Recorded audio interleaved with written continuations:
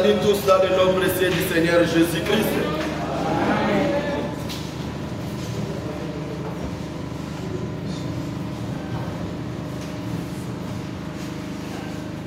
Je vous salue tous dans le nom précieux du Seigneur Jésus-Christ. Je vous sens lourd ce matin. Amen. C'est la manque de prière et la manque de consécration. Je vous sens trop lourd. Amen. Que Dieu vous bénisse richement. Dieu nous a protégés durant toute la semaine. Il a combattu pour nous. Il nous a rassemblés encore ce matin pour écouter sa parole. Que le nom de notre Dieu soit loué à jamais.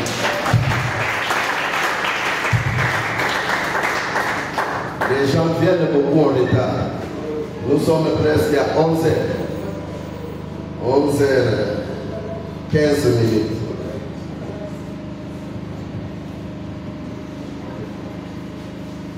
Nous avons des remerciements ici. Moi, les frères l'aiment. Je remercie le Seigneur Jésus-Christ de m'avoir ajouté une année de plus dans ma vie, que son nom soit loué à jamais. Et je demande aussi la prière au sein des Zoé Tabernacle, et en particulier à mon pasteur que j'aime beaucoup, de tout mon cœur, de prier pour moi, que Dieu me garde encore les mois les plus glorieux. Amen. Amen. Ça, les mois les plus glorieux pour moi, les frères l'aiment. On doit chanter pour les frères l'aiment. Joyeux anniversaire, joyeux anniversaire, joyeux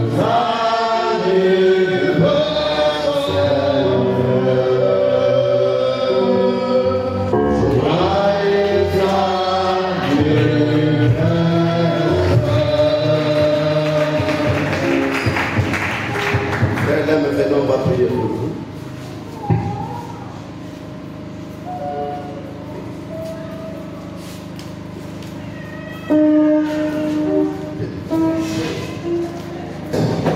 Nous te sommes infiniment reconnaissants ce dimanche que tu as ajouté encore une année particulière entre la vie de ton fils. Il a compris, c'est toi qui ajoutes des années, des mois, des semaines et des jours. Il a demandé la prière, Seigneur. J'ai pris au Dieu de le garder en parfaite santé, d'ajouter encore plusieurs années dans sa vie. Si tu tardes de venir, Seigneur, si c'est possible, qu'il voie ta seconde venue. Je le remets entièrement entre tes mains. Qu'il soit béni dans ces mois les plus glorieux, les plus sacrés de tous les mois. Je les remets entre tes mains, Seigneur Jésus-Christ. Garde-les, qu'elles soient en parfaite santé. Que tu puisses les bénir richement, ainsi que sa femme et ses enfants. Au nom du Seigneur Jésus-Christ, nous te prions ici. Amen. Amen. Joyeux anniversaire. Que Dieu le bénisse.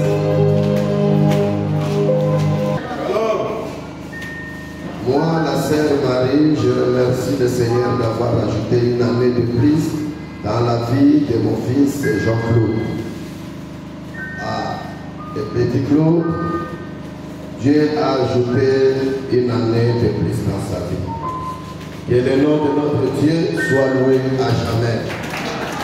Joyeux anniversaire, joyeux anniversaire, joyeux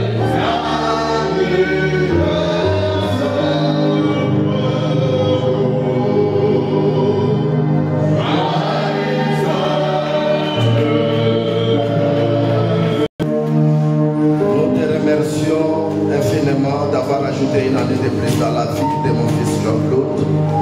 Seigneur,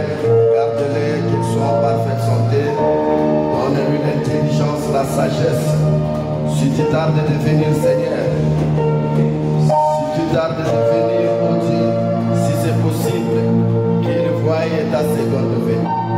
Nous te remercions, Seigneur, pour cette année que tu as ajoutée dans ces mois les plus glorieux. Merci, Seigneur. Je le remets entre tes mains. Garde-lui, protège-lui, Seigneur. Au nom du Seigneur Jésus-Christ, nous te prions ainsi. Amen. Amen.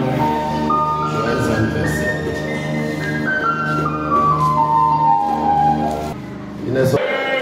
Est-ce qu'il y a des visiteurs, ceux qui sont venus pour la première fois ici? Si vous êtes là, vous pouvez vous lever, on va vous saluer. Les visiteurs, ceux qui sont venus pour la première fois. Acclamons le Seigneur Jésus-Christ. Donnez le micro, donnez seulement le nom et là où vous provenez, ou peut-être là où vous communiez.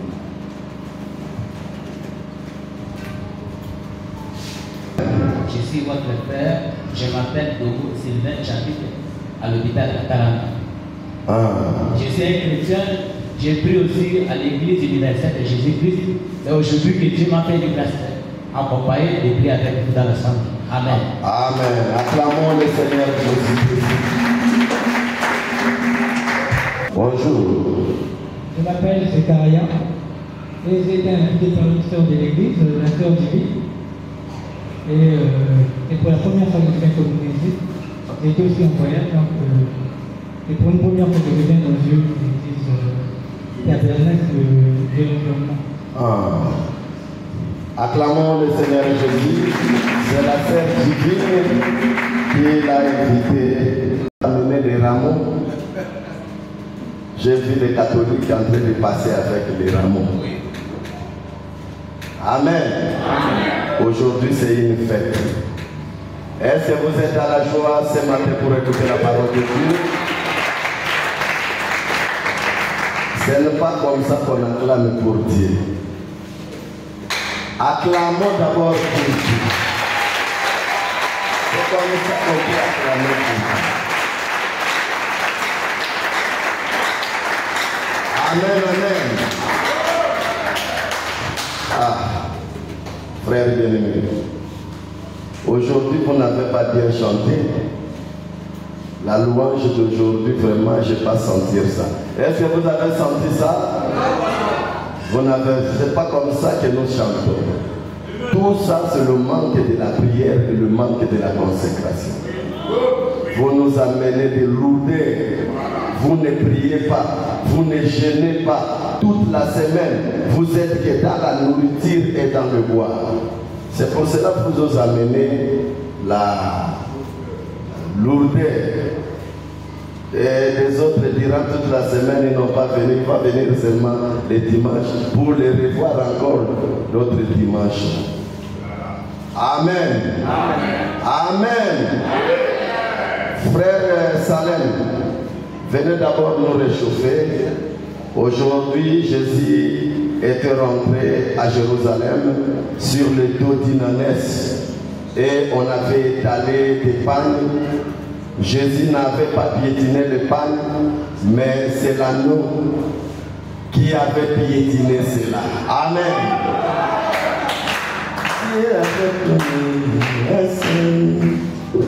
Amen. Est-ce qu'on peut se lever et chanter pour Dieu? Oubliez les problèmes de la vie, oubliez même la maladie que tu es venu avec. Donc, dansons pour Dieu, chantons pour Dieu.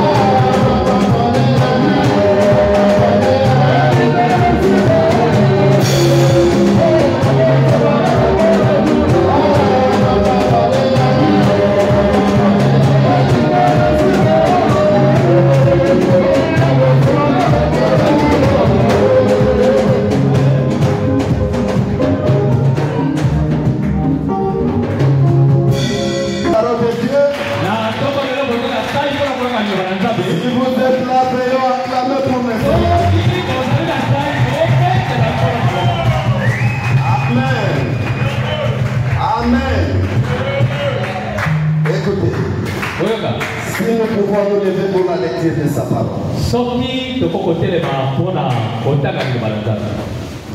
Nous lisons dans Matthieu chapitre 28, commençons par les premiers versets.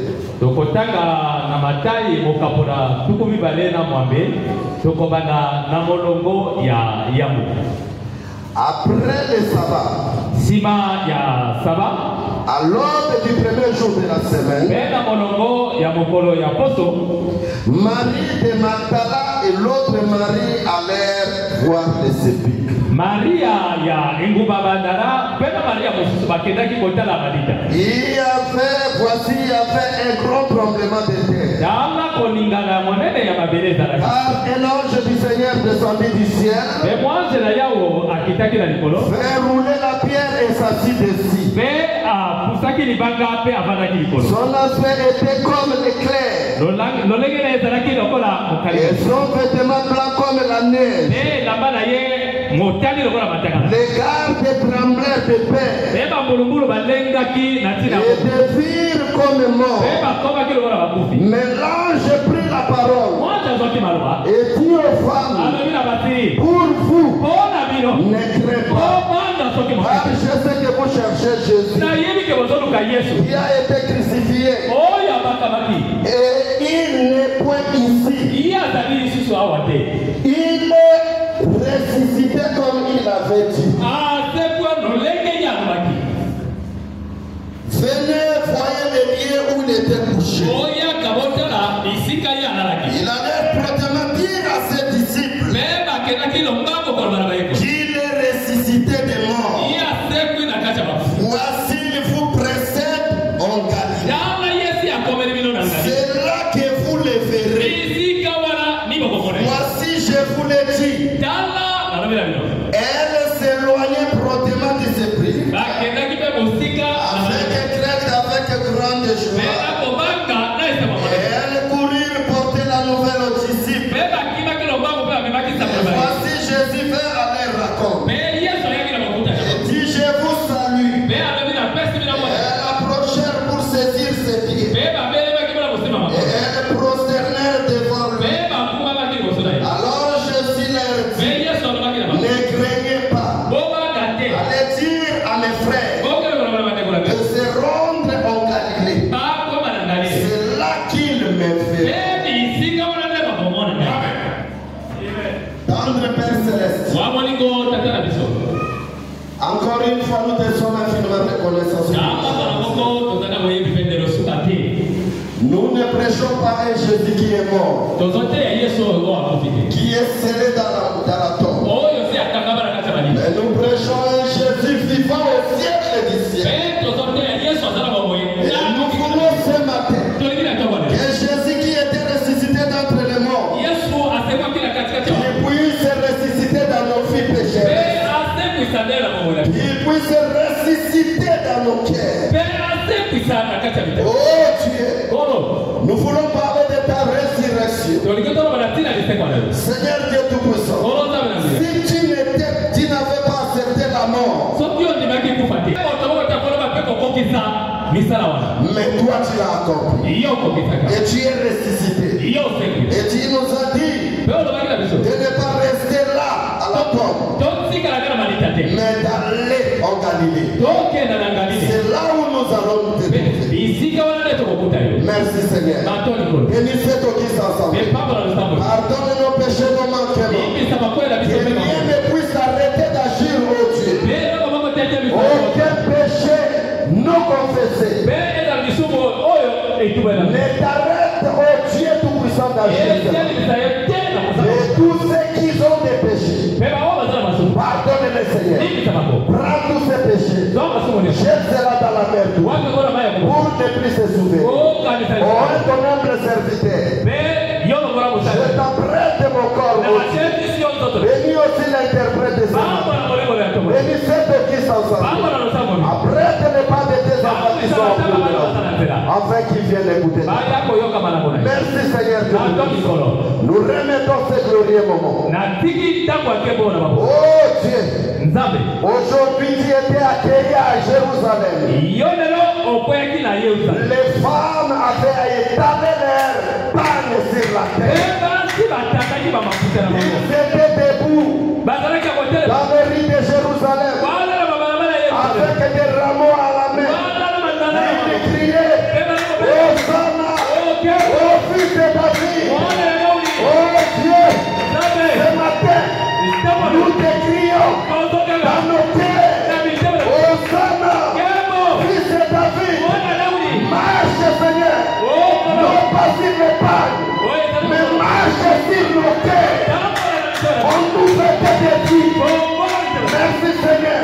Je prends l'autorité sur cet auditoire. Que ça soit visible et invisible. Je menace tous les démons. Tous les démons de maladie. Tous les démons de soucis. Tous les démons de problèmes. Froideur, lourdeur. Je menace cela. Je veux que l'onction spéciale qui était ce jour-là au Jérusalem, que cette onction puisse nous traverser, que ces joies-là puissent nous envahir ce matin. Merci Seigneur. Bénis cette petite ensemble. Merci Seigneur. Bénis l'interprète ce matin. Bénis tous les officiers. Descends ce matin et marche dans nos cœurs. Au nom du Seigneur Jésus, nous te prions ici. Amen. Que Dieu vous bénisse richement. Est-ce qu'on peut acclamer pour le Seigneur? Aujourd'hui, à Jérusalem, c'était la fête. Un agneau pascal était né. Alors, il était le propriétaire de tout. Son nom était le Seigneur Jésus. Il voulait entrer à Jérusalem. Il n'avait pas de voiture. Il n'avait pas un anneau. Il n'avait pas de char. Mais il était le propriétaire de tout. Il a dit à Pierre, va là-bas. Va là-bas. Vous allez voir un anneau. Un jeune anneau. Attaché. Déliez-le. Ce matin, si quelqu'un était lié, si quelqu'un était lié par les problèmes, par la maladie, par les situations, je te dis, de la même façon, où Jésus avait dit à Pierre, sois détaché. Ce matin, tu es détaché des problèmes de la vie. Tu es détaché de la sorcellerie de la vie. Tu es détaché des problèmes de santé. Tu es détaché par des blocages. Jésus-Christ de Nazareth, il a dit, va détacher. Ce matin, Jésus comme Pierre, envoyé par Jésus pour te détacher. Est-ce que quelqu'un ce matin, il a un problème? Je te dis, si tu étais venu malade, tu rentrais la guérison. Si tu avais un problème, tu recevras la solution. Parce que Jésus nous a détachés.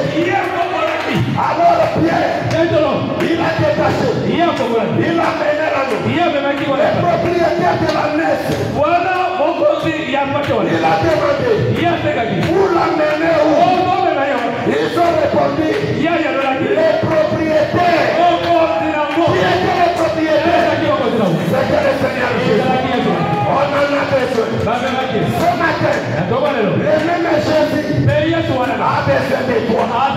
Il a besoin de te voir détaché de coups, de t'avoir détaché de problèmes, de t'avoir détaché de tout, et que tu sois libre.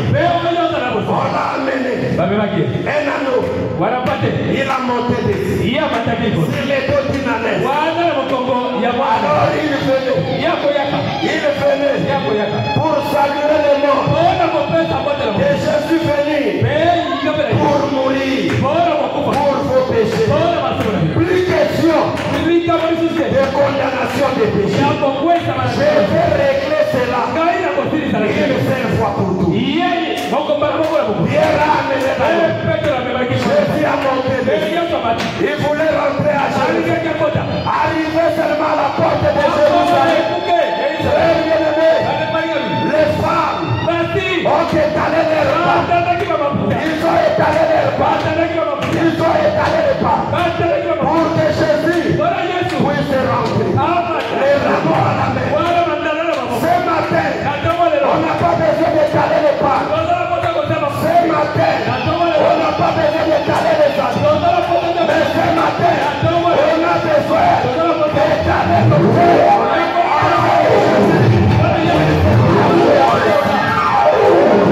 Merci Seigneur. Je me sens bien. Je me sens rédigé ce matin. Je me sens rédigé. Oh Seigneur. Je suis une ânesse. Viens monter. Viens monter sur moi. Merci Seigneur. Merci Seigneur. Est-ce que quelqu'un peut dire Amen? Alléluia. Est-ce que quelqu'un peut dire gloire à Dieu? Est-ce que quelqu'un peut dire merci Seigneur? Est-ce que quelqu'un peut dire merci Seigneur? Merci Seigneur. Gloire au Seigneur Jésus. Alors, il a monté. Sur le dos d'une ânesse. Il marchait à Jérusalem. À petits pas. Et l'amour agité. Les gens Hosanna. Oh fils de Dieu. Béni soit celui qui vient. Alléluia le plus haut. Alors Jésus marche. Il marche. Il marche en triomphe. Frère Guéréné, quand il marchait là, les Romains n'étaient pas contents. Est-ce que vous êtes ensemble? Aujourd'hui, quand vous acclamez la parole, les sorciers ne sont pas contents. Quand vous acclamez la parole, les démons ne sont pas contents. C'est pour cela, quand vous écoutez la parole, il faut acclamer cela.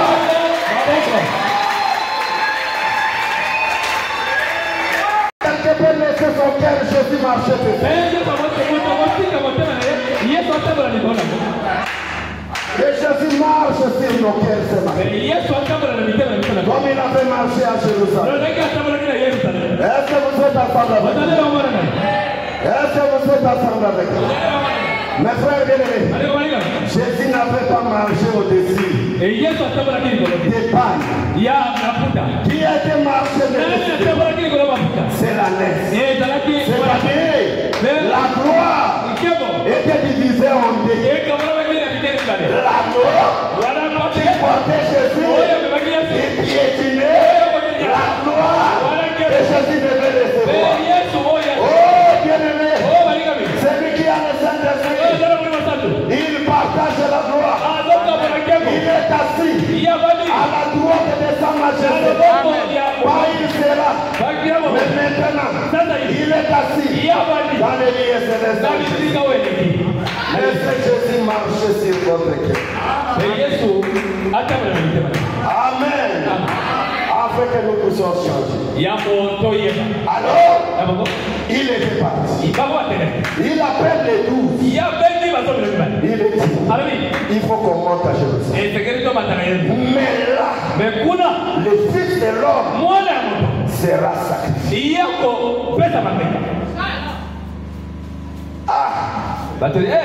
Pierre dit, mais livré encore sans Jésus, nous on sait de quoi. Sans Jésus, s'il nous quitte et qu'on les tue, on l'enterre. Sans Jésus, nous on serait. Frère bien-aimé, les fils de CDD sont venus.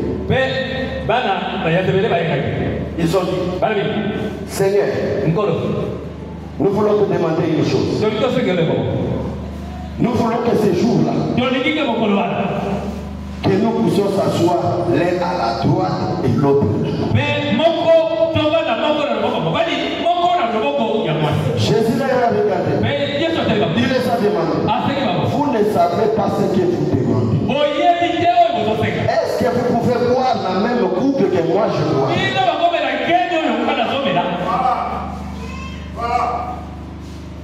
Il dit non. Ça c'est impossible. Est-ce que vous êtes ensemble? Alors Jésus a appelé les 12 pour leur dire les secrets de la rédemption. Tel que vous êtes là, je vais monter à Jérusalem. Nous montons nous tous. Mais là, frère, on va livrer les fils. Mais vous serez là comme les brebis sans berger.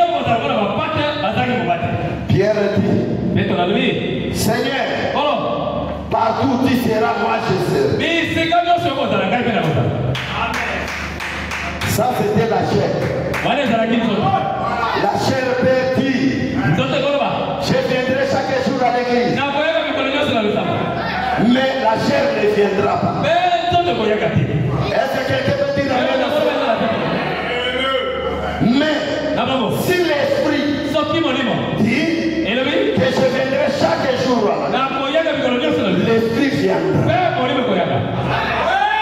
Ce matin, tel que nous sommes là, ce n'est pas la chair qui nous a amenés à l'église. C'est l'esprit qui est en nous qui nous a amenés à l'église. Est-ce que quelqu'un peut dire amen? Est-ce que quelqu'un peut dire amen? Alors ils sont montés. La nuit, il appelle les 12. Il fait le lavage de pieds. Il dit, ils ont pris la communion. Mais il y a quelqu'un de lui. Pas quelqu'un de dehors. Mais quelqu'un de lui. Il va m'aider. Combien de gens ont livré leurs frères dans l'église?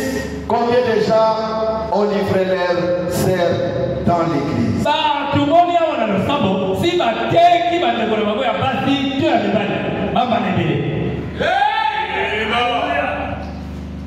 Ça c'était Judas. Judas Iscariote. Il demande à Jésus, qui peut te livrer? Jésus dit, ce soir, on livrera les fils de l'homme. On va les livrer aux mains des païens. Mais malheureux au traître. Un traître ne prospérera jamais jusqu'à la fin. Un traître subira la même sort que l'entreprise qu'il a fait.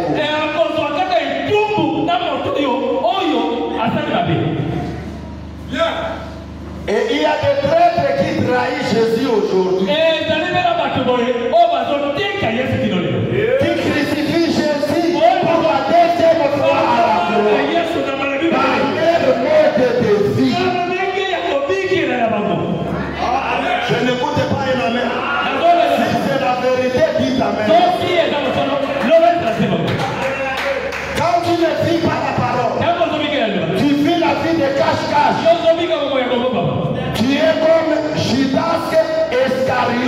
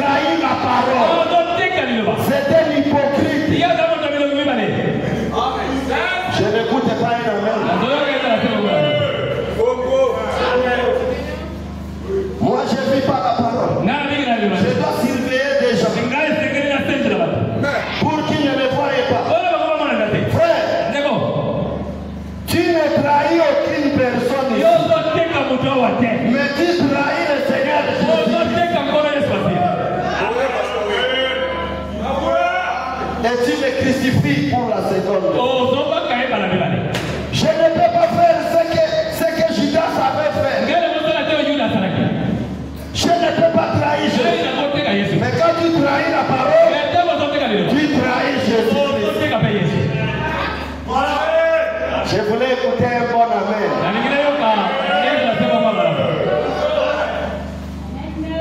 Moi, je ne trahis pas Jésus. Combien de fois tu as crucifié Jésus? Peut-être Judas c'était une seule fois. Mais toi, c'est combien de fois?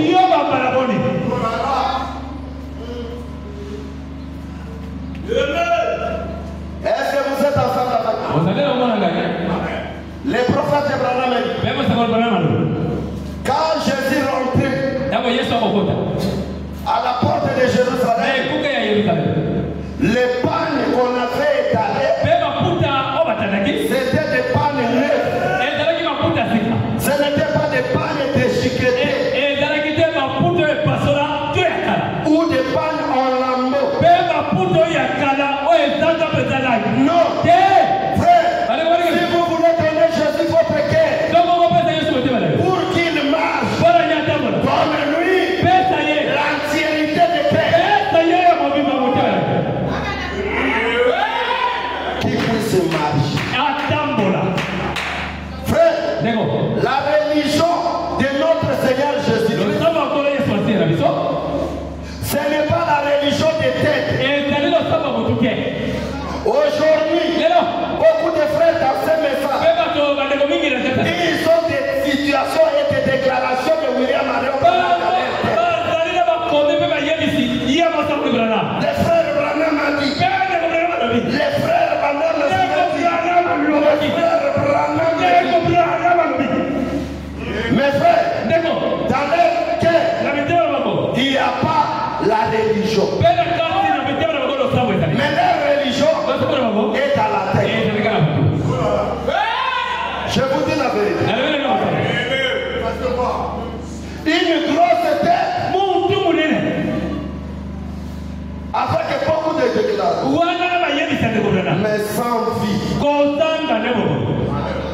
Frère, j'aimerais même de ne pas savoir tout ce qui se passe dans la vie, tout ça, mais je puisse reconnaître seulement son auteur.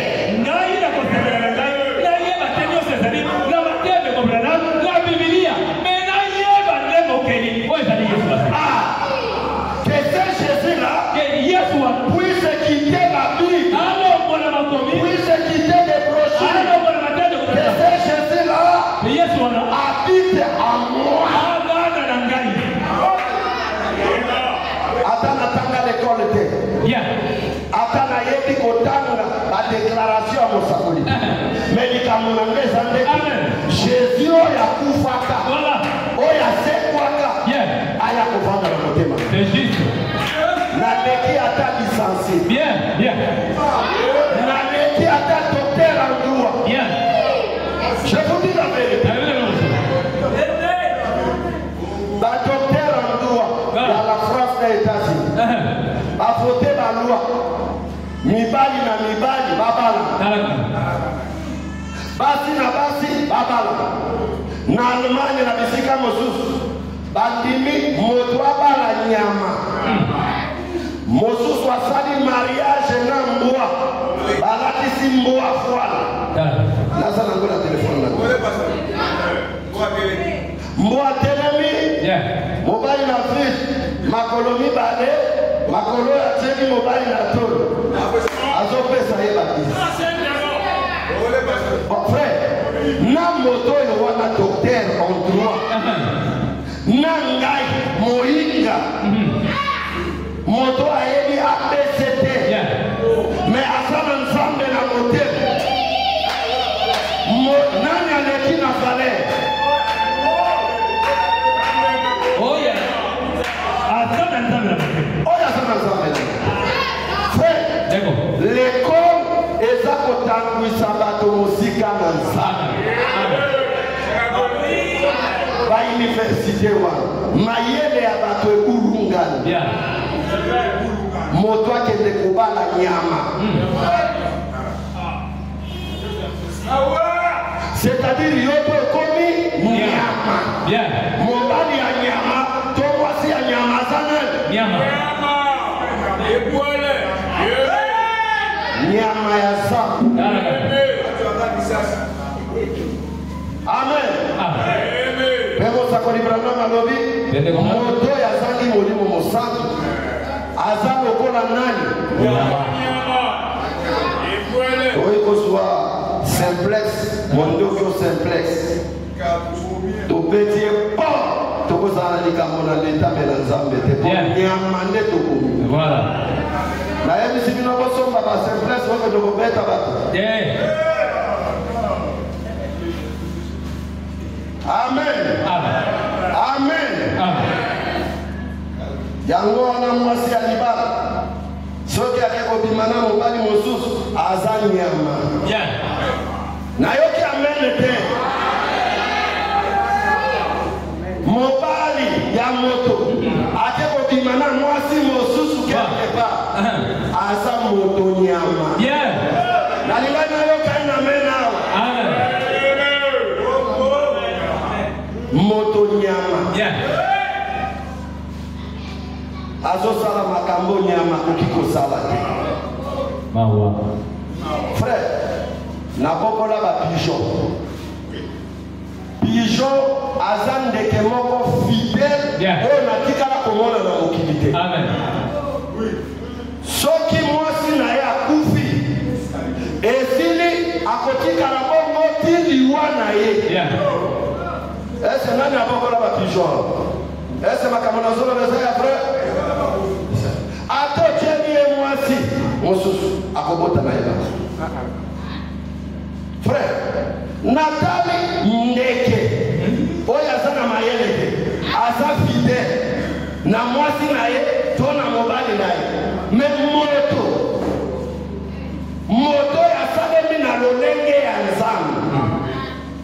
Oh mawa Nzambe asalela biso mawa.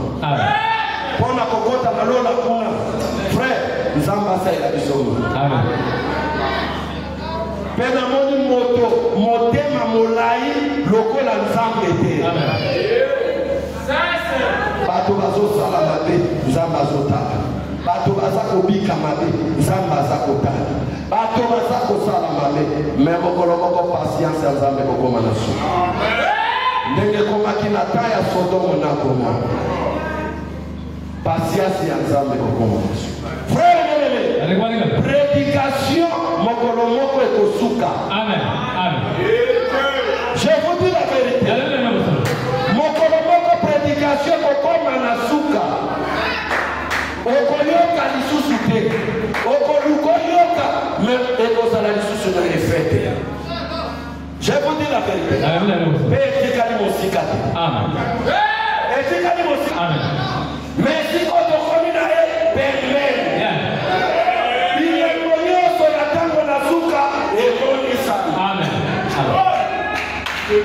Basi matambo nini taka tobandaki koloba na États-Unis na France kote makambo ebani baamérike bayelita yango na France mais lelo baamérike baleki ata bafrance na Brazzaville koloba te toleki na mindele. Est-ce que ce que je dis c'est la vérité? Amen. Mokolo moko tozoya na mwasi na ngai église mwakala. Toma na mwasi moko amone. Mais oyo lokola balatisi mona couche à jeter. Pe bamama mosusu bazolekana. Bazotala babikoli kamoni. Bazoyoka son. Mais ye moko azolata na soni te. Est-ce que vous êtes ensemble avec moi?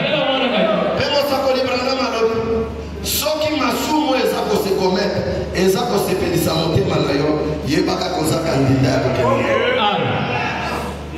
masumo ezo salema esengele tungisa kabiso. Masumo ya Sodome ezalaki kotungisa l'autre mikolo. Est-ce que vous êtes ensemble? Frère bien-aimé, bapakano na baboite de nuit bana na Nzambe pe na baboite de nuit bapakano bana na Nzambe pe na bamakano. C'est-à-dire mokili elongwa na libanda ekoti na losango ebimi eke na mokili. Confusion.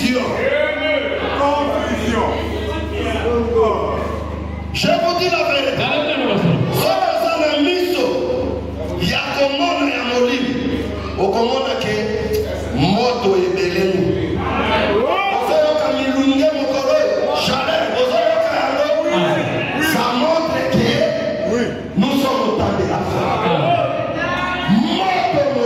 moto molunge basi na omoni milamba na molunge basele mabele tukolele mwa bilanga ekuse ya moto akolaka mokongo nyonso polele libumu polele azotambola na ngumba ya braza mpe soni te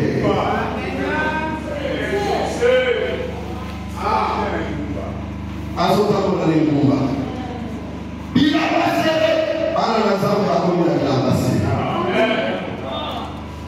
Est-ce que c'est que je dis la vérité? Son idée, son salaire, on se souvient que c'est la je vous dis la vérité. Pour tirer au tchak à léger. Moi, prions. Moi, la poste à rouge à lèvres dans les civilités.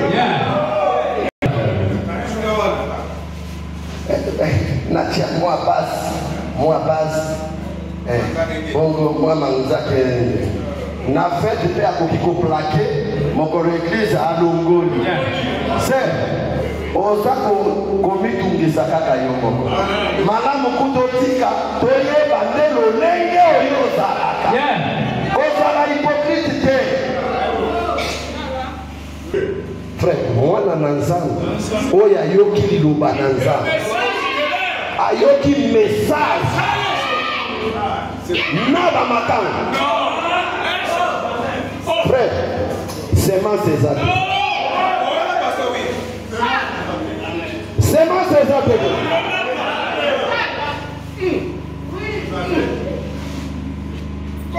Message de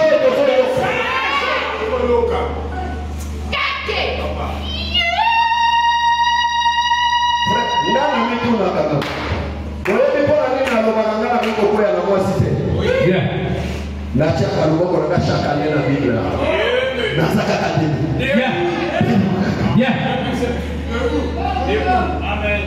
amen passer moko yeye singa lobi passer plan chakro kolo baka mwana na leso frère lobi na lobaka yango pona kokiko sana yango yoko koka koloba yango te pona saka yango.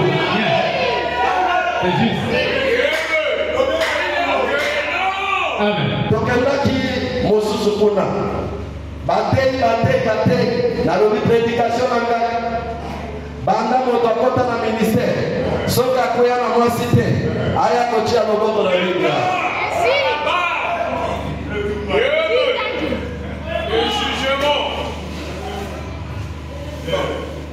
Viens mon père mon colo aye alobi moi j'aime ça moi c'est na loboko aye ati na zeli ba mosusu ba pukuka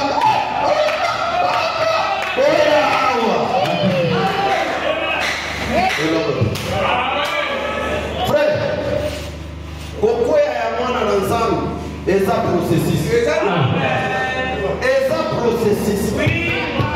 tozalaki na ri banza batindi basi bauti na deuxième monde mpona baya kokwesaka na référent Norbert Bos banani bayebi awa tala makoko moto auti na deuxième monde alembi kokwesaka oko yo fani na etanga to kokwesaka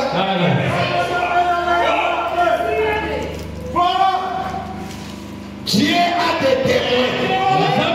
Il a fait des Joseph dans ces temps-là. Il y a aussi des Joseph aujourd'hui.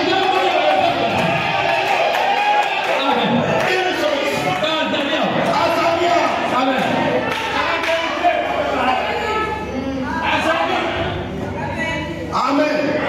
C'est pour cela, frère.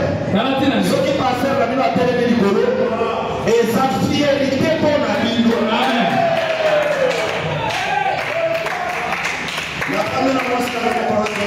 Trois pasteurs moko babenga bachel pasteur. Babi pasteur. En tout cas, ndenge tozo sepela na yo toyebi te.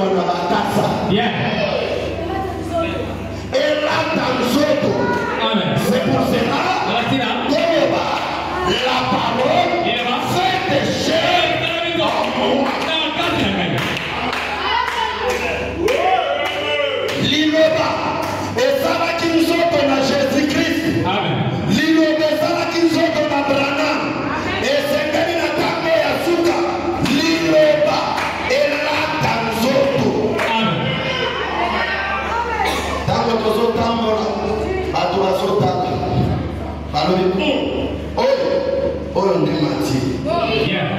Oh, lik. Oh, saka. Amen.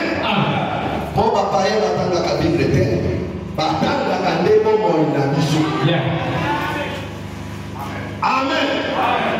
Batanga kandebo moina bisu. Dozala ki pono na wenzi na lima kwa.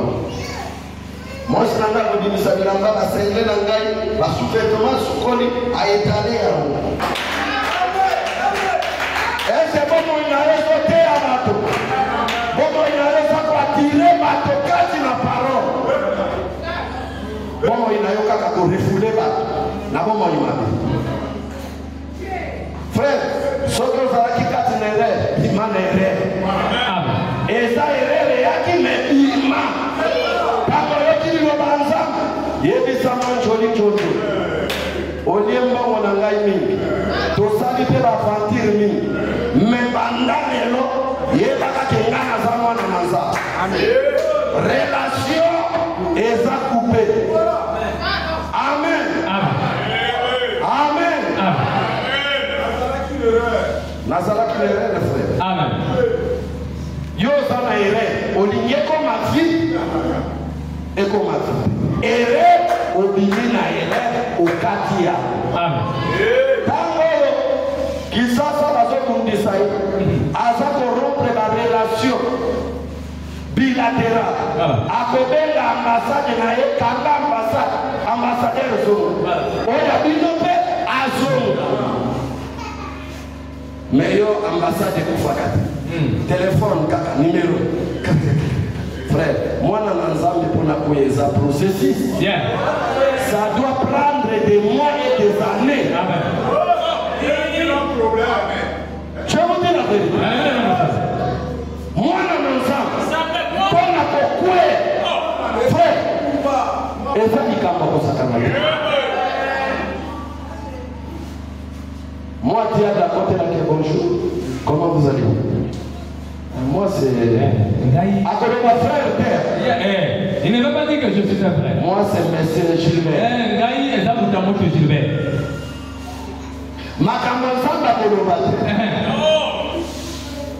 Je peux prendre votre numéro de téléphone. Combien? À quoi enregistrer? Même à enregistrer.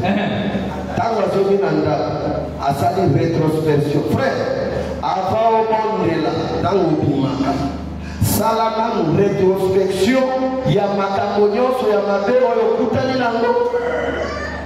Boko osenga nzambe olimbisi na makambo. Otutaki moto sendaki pardon te. Moto atutaki okatelaki elingala mabe orne na pokwa vanda kanisa makambo nyonso ya mabe osalaki. Loba Seigneur, pardonne-moi, onza na ngai kosala bote. Soki ozwaki numéro ya telefone ya mabe. Est-ce que vous effacer à côté? On peut effacer à côté. Parce que ça dit rétrospection à mon colombo. Mais il y a la rétrospection. Il y a le yanké. Voilà. Petit toi qui bien. Voilà. Dans le même na matiko. Voilà. On a ma frère Azalakate. Bien. Frère Azalakate ba ange bazali. Bien. Miro yobino bozokota. Un jour yango ekoya na jugement. Bien. Kobimisa malobo yo lobaka na makambo yo sala. Nzambe azana écrasé. Akosambisa ta yo kosambisa te. Pasteur Jean-Claude, dans le combat na acha raison. Voilà.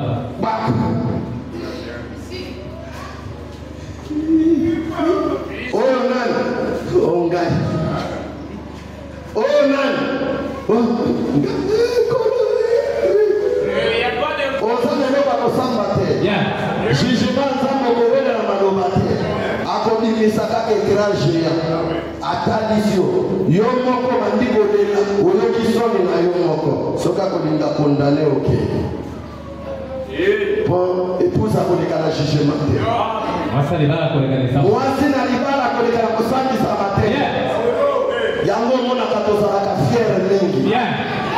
Oh otambola masumu na ngai nzambe asi abimisa libere akufa asekwa na kote de mais lelo oza na masumu okozala lolendo ya nini olingi oleka basura babelelo yo oleki biso lisusu o moto na biso te moto sokozala bandeko frère ezali ntango tosalaka na mokili ntango bazala na mokili wa ye moto na bango bazobengo yaka eske okozala na lofundo moto ekeba nga na sikola mwana makila ya jésus asomanga makambo wana lisusu nazalaka te lokwa ndumba frère, Dieu a ce qui s'en est. Diable a ce qui s'en est. Béni soyez. Le ballon moi n'a pas supprimé dans la tête piment. L'autre est sous moto et niveau dans la tête. Elle est folle. Il y a ça du bon moment. À côté de la leçon. Bien. Tonton Grégoire. Non, Grégoire. C'est fini. Tonton Grégoire. As-tu battu les gens? Amen. Amen. Mes frères, quand les véritables sauts de Pâques arrivent, qu'est-ce que c'est que le saut de Pâques? Jésus-Christ, quand il est mort, nous étions à lui, à la croix. Nous étions avec lui à la croix. Quand il est mort, nous étions avec lui. Quand il est ressuscité, nous étions ressuscités avec lui. C'est pour cela, nos vies doivent être ensevelies.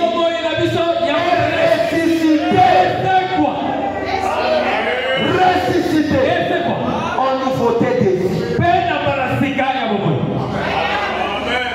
Pour faire la bonne nouvelle du royaume. Est-ce que bon il a eu essayé Koufaka na Jésus? Est-ce qu'ils ont ressuscité? Mais ce qu'ils ont ressuscité, bon il n'y a eu Zako. Ils ont fait malhonnêteté entre les frères. Au sein où ils ont ressuscité. Yako lingadazwa mingi ndekoyo aswa muke. Jésus a donné des ressuscité de monter maintenant. Je vous dis la vérité. D'abord Jésus a fait. Donc quand il a un atout, bomo inabiso nyonso ya kala. Oyo tosala ya kala. Bomo ya salite ya kala. Nyonso ekundama etikala na la tombe. Amen. Mais tant que tu as ressuscité en nouveauté de vie. Amen. Bato bakota na moto ya makaya. Mais ngai frère, ata soki nakokai kozala mopakanga, nakokai komela makaya. Po soki nayoki solo nango epesaka nga motema na sanza. Depuis na botama na mela makaya. Mbangi na mela te. Yuma ya kusakana te. Me yanke kati na kolo. Amen. Yuma na mokili. Me yanke kati na kolo. Yo yanke na mokili. Bosiko na nzambe nde yuma. Ako defendre liloba na nzambe te. Esikaza bazofinga Jésus.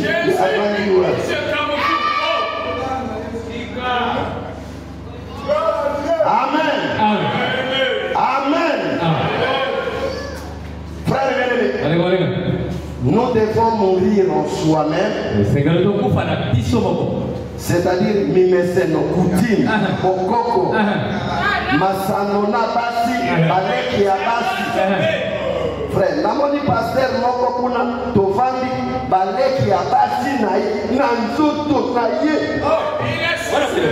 natali boye nalobi o likambo nini paster frère ngai likambo ya ndenge wana ekoki kokoma ta moke baleki ya basi na ngai nakende kosakanaka na bango kosimba na nzoto aza mosika kuna bonjour bonjour comment ça va toso esiki tosukiwa basie leki ya mobali na ngai leki ya mobali na ngai obandi kaka wana okosuka mpe ndenge mosu. Je vous dis la vérité. Na bokoko na biso basi ya bayaya bazaka ndenge basi ya baleki yo zana kutime oyo ya bangongolo ya bangombe ya bamongo ya bakoyo ya bamakwaye yo bimate ekufa te ozana na mobesi bapeti sheri nanga soko moni moto bongo nano akufi keba na moto ya motima. Je vous dis la vérité. Yo mwana na nzambe baje na mwasi ya yaya na yo ebandi ndenge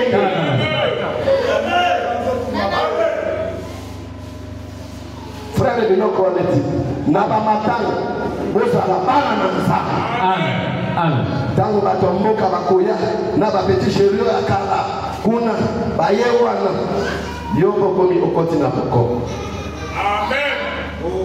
Est-ce que c'est que je dis la vérité? Attendez.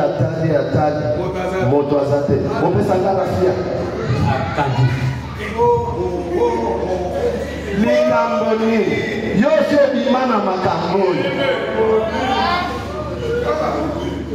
Est-ce que c'est que je dis la vérité? Frère, nous sommes tous à la canne ya mabe. Et kundama. Amen. La nouveauté des vies. Amen. Et donc on a dit là il s'agit de la tombe. Masangu pone imae poto. Et c'est quel est ça l'année? Épaule. Est-ce que yobo mo inae se poli? Ce qui est polité et qu'on peut d'abord yasika. Bien. Frère, on met un message. Bonumba ici la gâté. Je vous dis la vérité. Azaka kana ba petit chez na quartier ba yetu. Aba la gâté.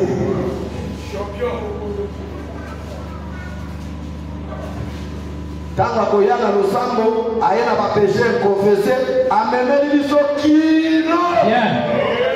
Maintenant tombo le nom de la yokaki kilo. Amen. C'est la vérité.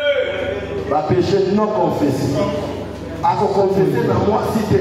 Bien. A confesser na pasteur té. Bien.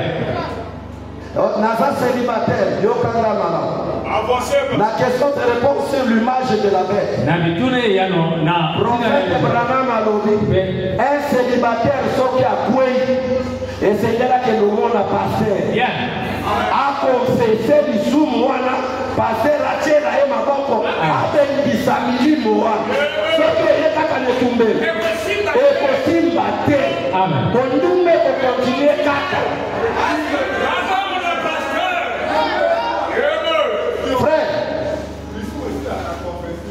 Frère, ok, moi je suis célibataire. Je ne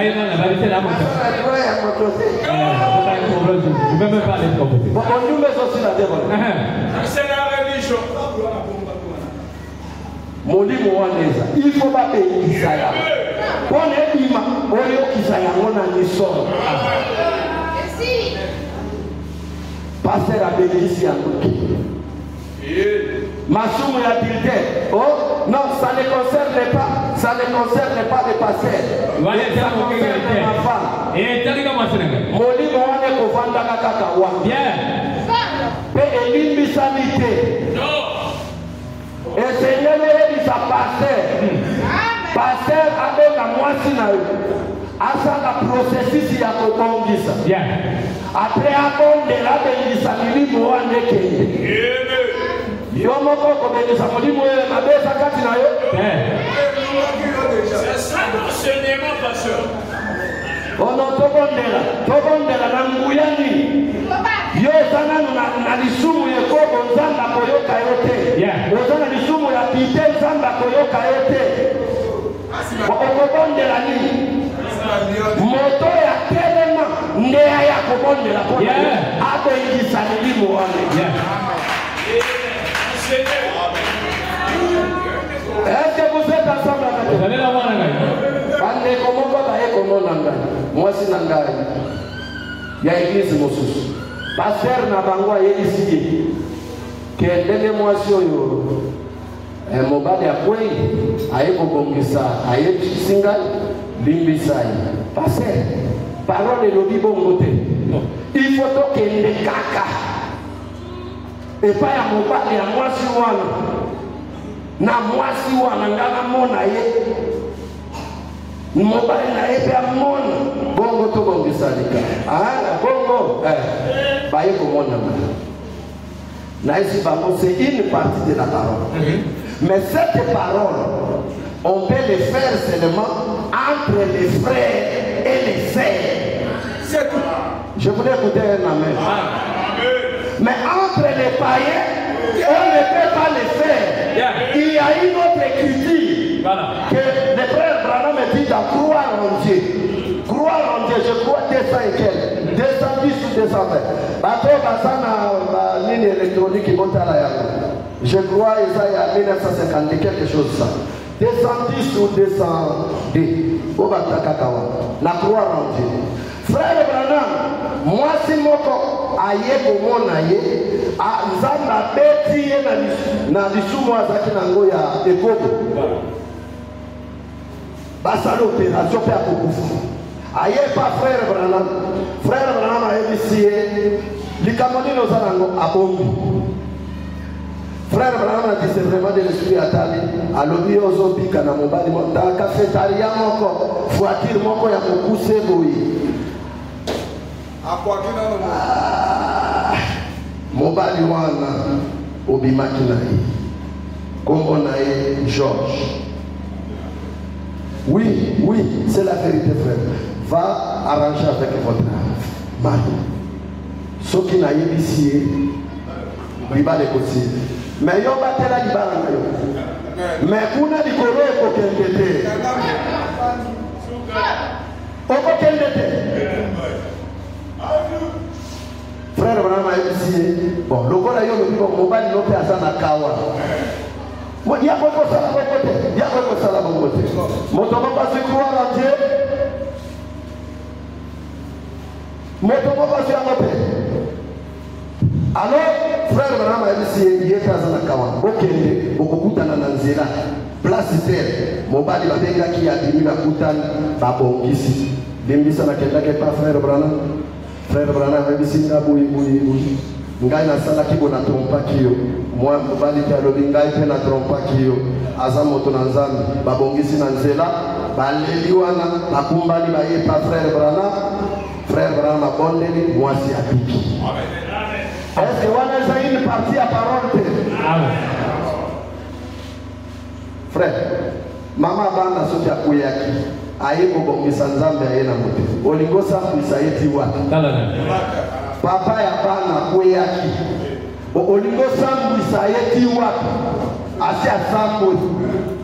Frère baye komona ngana eti bango na lobi te tala écriture frère Branham utilisaki mpona ndeko oyo na mwasi na esili babia pasteur biso tolingai ka écriture wana mosonabi te ye aza paye écriture wana eza mpona bakrétien ayoki paster na ye te ayoki mpe ngai te mwasi atie molunge tokende bakei na bakongu bakomi na porte kokokokokoko bamona kaka elombe moko ya moke nzoto mike abimi oui tozoluka ye bon biso toyi masolo mwasi no azali bovanda mfana babondeli bazozela koyoka te ngai na yawa mpona bimakana mwasi na yo mobali abi otiki kote bokutana oyeti ya domicile en tout cas okobima motingo oyo azwi crochet kadena akena portail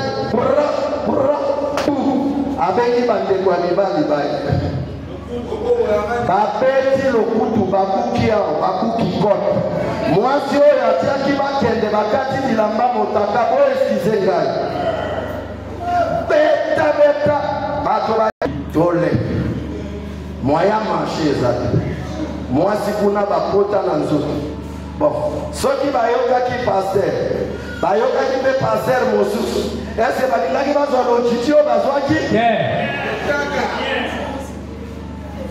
komoni frère moto ifo andima bakamba ye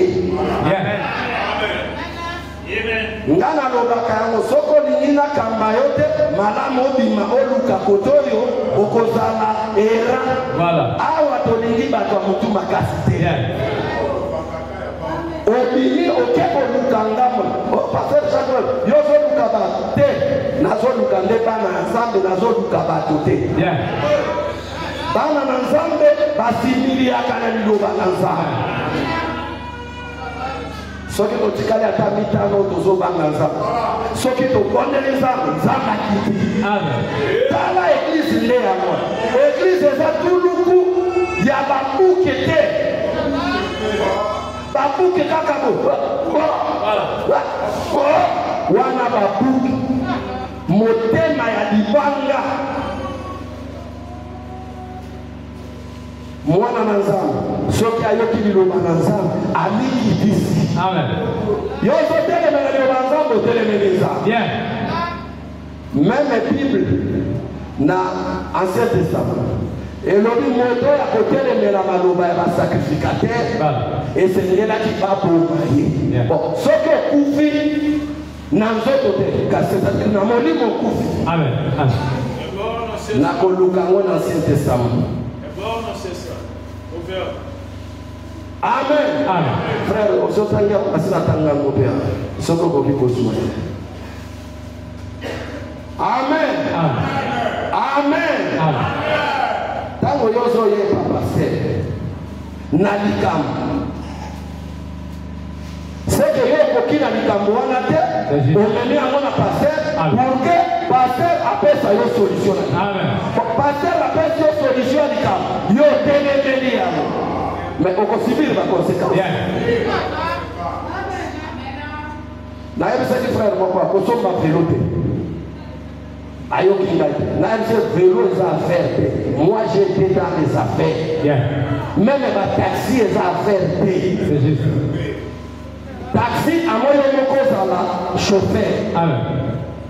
Yo zo pesa moto azana mwasi azana bana akendo lukelongo. Atamboli azuna no 5,000 abeli mwasi na 3,000 to 4,000 bomwa banda kolukela wana affaire de Dieu. Je vous dis la vérité. That's les affaires que bien okozalaka esali mwa moke ekomita bapani bana bakolala nzala mpona osomba piese nayebisende kokosomba te wana affaire te tika mbongo nosalaka affaire moso ate moto ekenda jusqu'à lelo moto nde affaire moto nde yo moko okei ozwi mwa 2,000 3,000 na yo opesa moto pe bato yango kalite nini.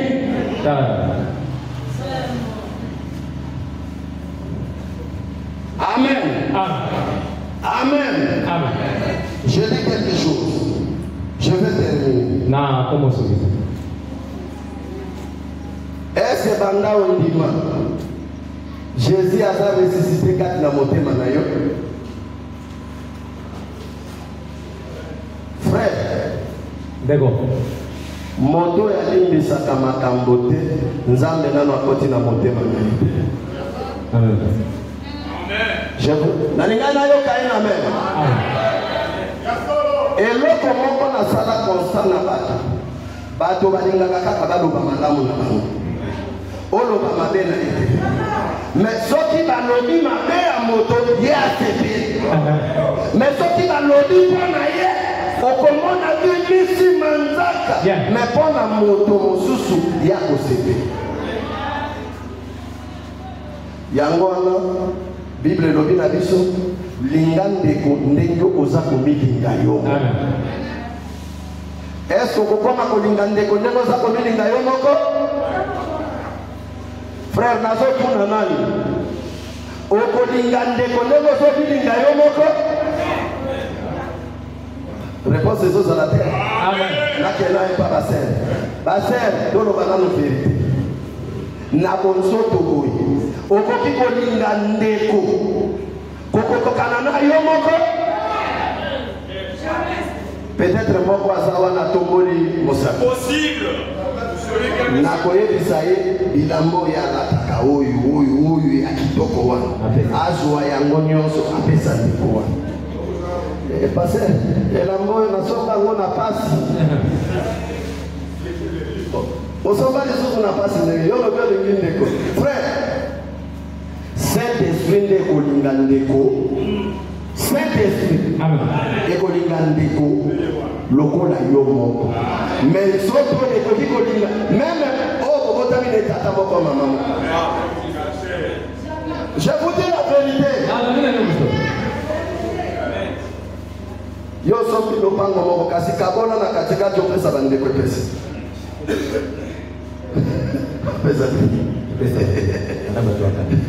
wana bato akala oyo ndambo ya famille bano ya lelo 10 sur 10 natia 3 porte awa balocataire bafutaka ngai amen frère aussi proverbe chapitre Deutéronome chapitre combien 7 et 12 ok tangela biso nano l'homme qui par orgueil n'écoute pas les sacrificateurs. Ok. Même mon écoutez. Soki oza na problème na yo omoni ke okoyoka paster te oyaka nango epa paster kotungisa ye te. Amen. Parce que paster azala moke yo zala mokolo paster azala mwana moke yo zala tata ya kobota ye malobo ezobima na ye eza te maloba ya nzambe sagesse eza kati na ye eza sagesse ya nzambe soki alobi na yo likambo boyo yango kotutana okomona bakonsekansi soki ayebisi yo likambo oboyi yango okokufa na molimo frère tangela ngai eloko wana. L'homme qui par orgueil n'écoute pas le sacrificateur. Moto na lolendo na minene. Onde kona ngamo kwa robaka o sala ngamo monene. Baba minene. Ya robaka o sala ngamo monene. Soki na minene, soki monene na yo. To minene.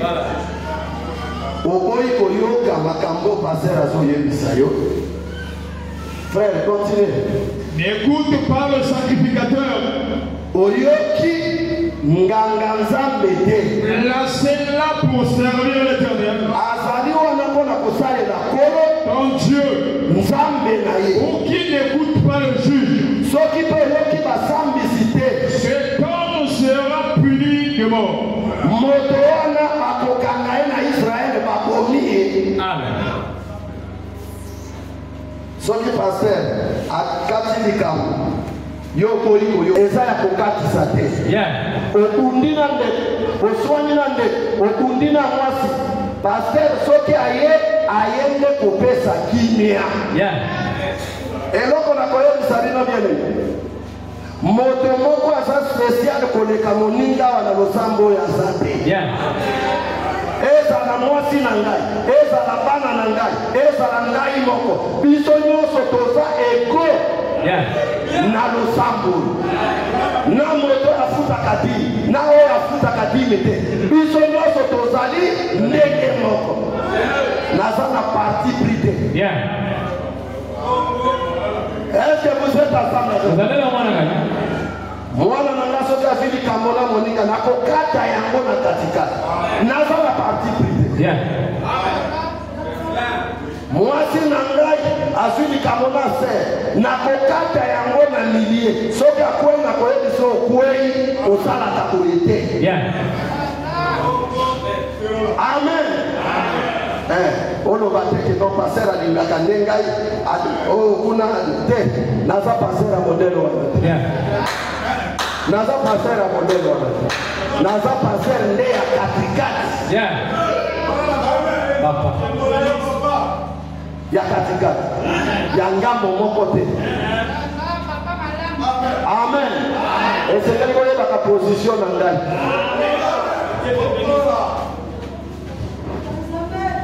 Amen.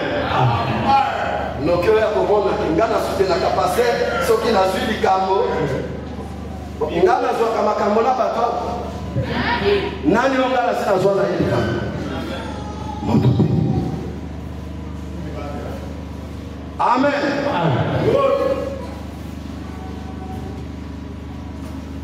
Nani kosukisa. Je vais bientôt finir. Jésus va ressusciter la mitema. Yesu singerasa kwa mitema. Pe Jésus batuni soki bandeko bazwane likamo. Amen. Ali bisamba moto mbalabono 77 fois 7. Amen. Ese yoko kokayango tefa.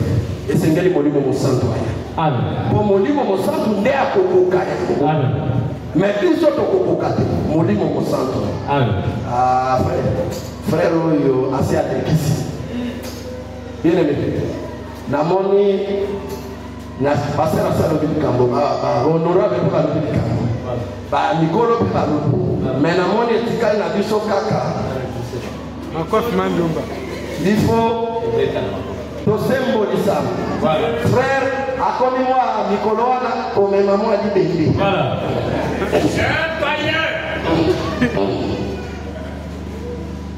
Est-ce que mwana na nzambe na chambre kuna akangi abandi ba pompe. Voilà. O soki na nyatiye akoyoka. Frère ozokanela ndeko na yo oyo bozane na lola.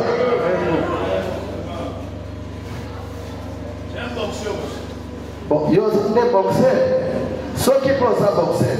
Kasi tomona yo lokola oyo ya ngambo oyo nani? Martin Bakul. Martin Bakul, l'homme le plus fort. Azopeta mindele. Bien. Bon, yo kunda te. Ata wa na quartier ba ele oza ba garere. Dalagala. Bon, yo lingo kundisa kaka nende. Frère soki diable amatio na motema bongo kota na ndako fukama onde na nzambe loba longola ngai posa ya ma. Amen. Makambo wana mingi eza na bandeko basi. Soki kaka balobaki mwa likambo babongisi akomi na molimo moko ya méfiance. Voilà. Koevite bandeko. Ndeko aza te kosolo mabe ata aza na solo mabe. Oyamba mwana na osoki aneni diali esundi na se okokanda obwaka na verda mpona nini obwaki na verda te okoesunye obongisi otyeka parfait ya ndako wana eya bongo te soki oyoki ndeko solo mabe benga ye pembeni nani yo vraiment na yo kaka osolo mabe oyo eza faso ya bapakano faso ya mwana na nzambe benga ye na ndako ndeko na ngai mokolo wana vraiment olimbisaka yoza ndeko na ngai nakoki koloba na miso ya bato te nayoki yo na mwa solo moko wana eza nini basolo wana esalaka bana mais baprete basoignaki yango c'est attention obikisi ndeko obikisi ndeko te osali mabe bon ekomi ye wana akakobima basolo soki ngai te yo koki kosala moto. Amen. Osali likambo ya malamu kende nango bolamu kino na suka. Oyebisi ye mpona asala okoyebisa okuna likambo ya ndeko mpona esala ndeko makake ekomi na motema makate komi ndeko apesa mbote ndeko apesa mbote bon soki nzambe aye akuti motema oyo wana frère yoko kena levema nazosukisa wa nazosukisa nazotanga quelque chose.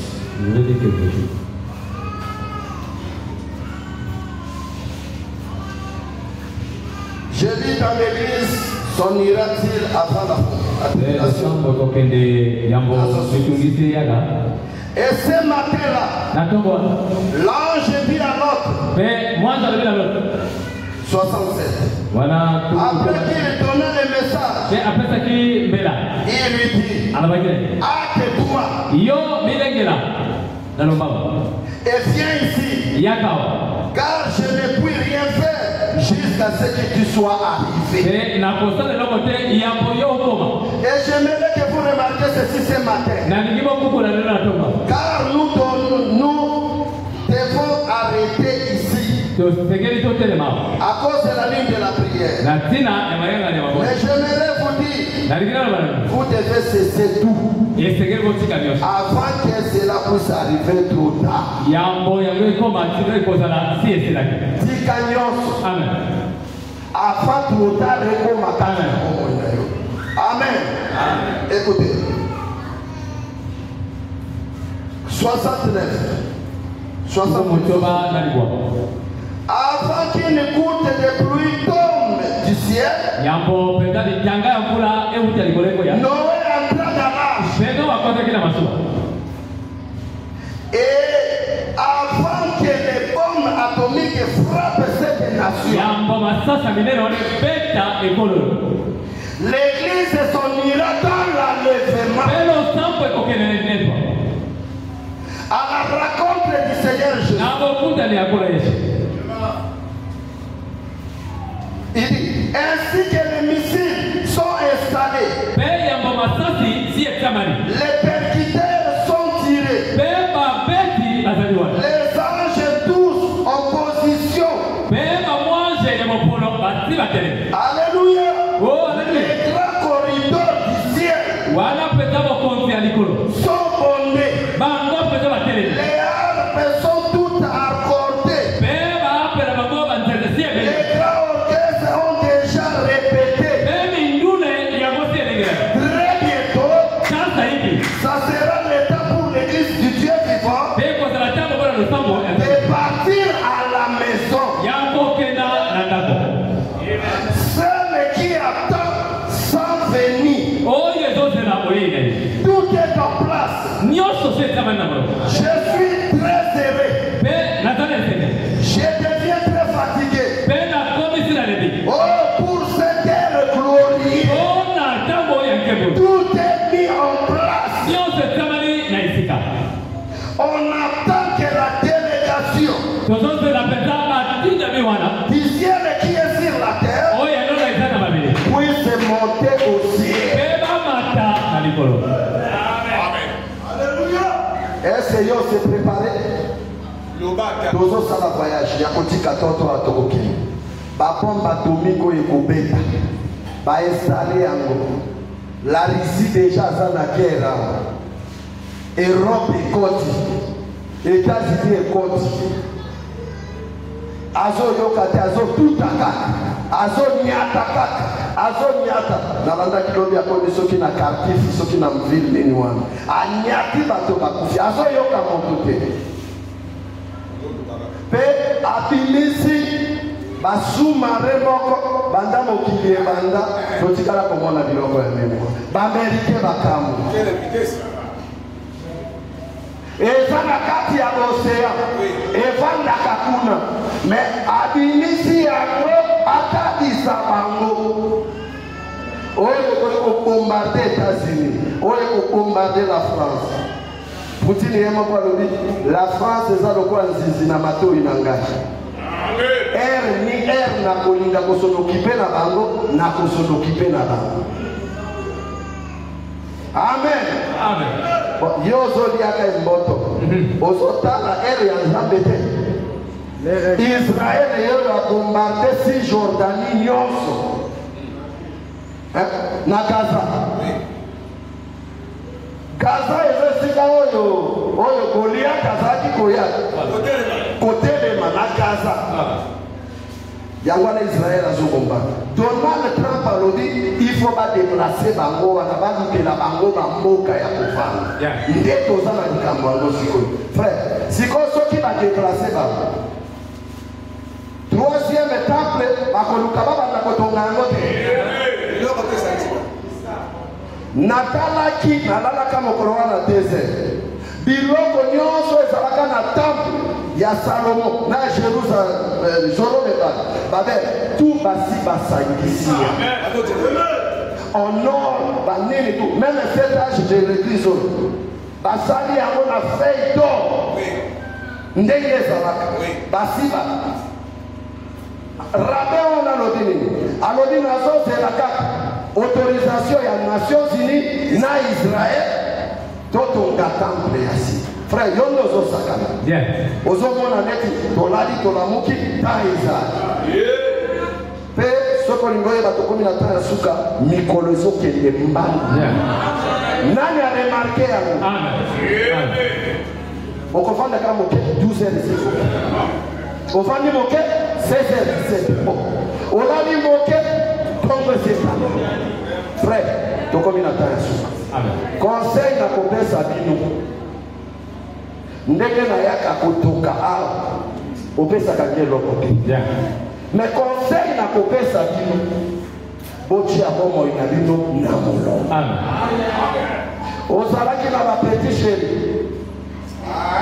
Frère, lisumu ya eleko oyo c'est le péché du sexe. Nazoyoka mene te. Soki olongi yango oza na monoko ya paradis. Je vous dis la vérité. Bon, yebisaka lisumu nini eleki lisumu wana na mabilia. Ezali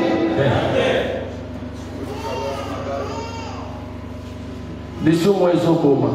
Bato bazwi ba sida, bato bazwi ba mari de nuit, bazwi ba femme de nuit, ba potoli bango bana, ba potoli ba chance. Lisumu partout, c'est ce péché. Soki olongi yango frère. Bien aimé. Oyebi pona nini? Diable alukaka koyisa basali na Nzambe. Soki lelo ndenge nazali ya je vous dis la vérité.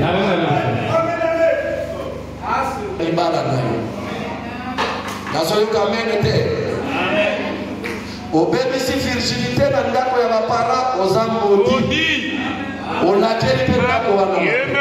avons des déclarations. Amen. Oyebaka makambo liboso avant d'imera Nzambe wana problème te. Kata nyonso ba relation za. Amen. Vivre pour l'Nzambe. Amen.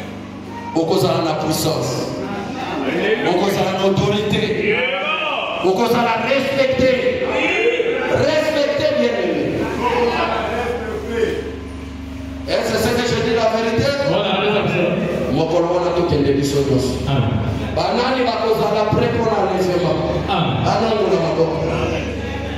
Bamoso bakotikala. Merci. Ngala fana kana kinteli. Na ala kana mwa ndako kunda. Mwa bidoko pesa na kati. Soko tikali kende kozwa loba ya pasteur na ngana yoka katoli na yete. Amen. Pour laina kozala. Yo bénéficiaire, au bénéficier de l'autre. Mais au sein de l'autre minute, pour pas bomber le courrier. Voilà la vérité. Est-ce que vous êtes ensemble avec moi? Est-ce que vous êtes ensemble avec moi? Est-ce que vous promettez à Dieu que vous allez vivre une vie pieuse?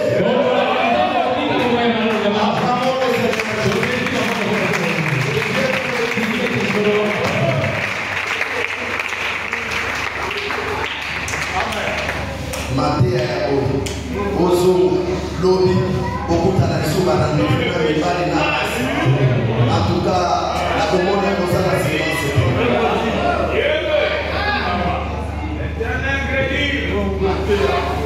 Matéa ya bolo. Frère, Matéa obiso toyoka kala masako mosusu yoka. Pasteur balala. Soki alingi afina lisumu. Ser moko afungolele kanisa na Yesu. A changé. Amen. Est-ce que je dis c'est la vérité? C'est la vérité. Mon pasteur a joué sa vie au moyen malade. Frère, il y a combien de la base? Basi combien na mazungumzo? Ndio kwa nini mmoja asifiwe? Olibisaka okena ngama kosu olongoli bilamba okena bakongo olongoli bilamba okena mongadi olongoli bilamba okena wenze olongoli. Je vous dis la vérité. Kata bakutani na mazalo babandi kubenda beti ope makambo basero oyo basaka kundengeni me mokolo na yeye wana azobenda kabenda kaya azashuna valere. Amen. Zala kati ya makambo oyo wanabima ndenge ozozongao yango nazotuna mibali yango bakusombela lopango eloko moko na wenza to basherifi soki oza na étoile yeba ke étoile na yo nezongenga bato ya mabe bazomona bato ya malamu tango baza koya ondala sana chance mingi tango na bimaka bazoluka badetruire tango bakozwa eloko wana batikeli yo babe bosala bolema te bosala bolema te tata mwasi adoki tata mwasi te yo moko ndoki ya fina ye na mosando toza ndoki akosala yo ndoki sorcier akosala yo aye kozwa chance na yo atikeli yo libabe makambo esimbaka lisusu te fimo liba osala bolema te osala bolema te. Vamos para a Copa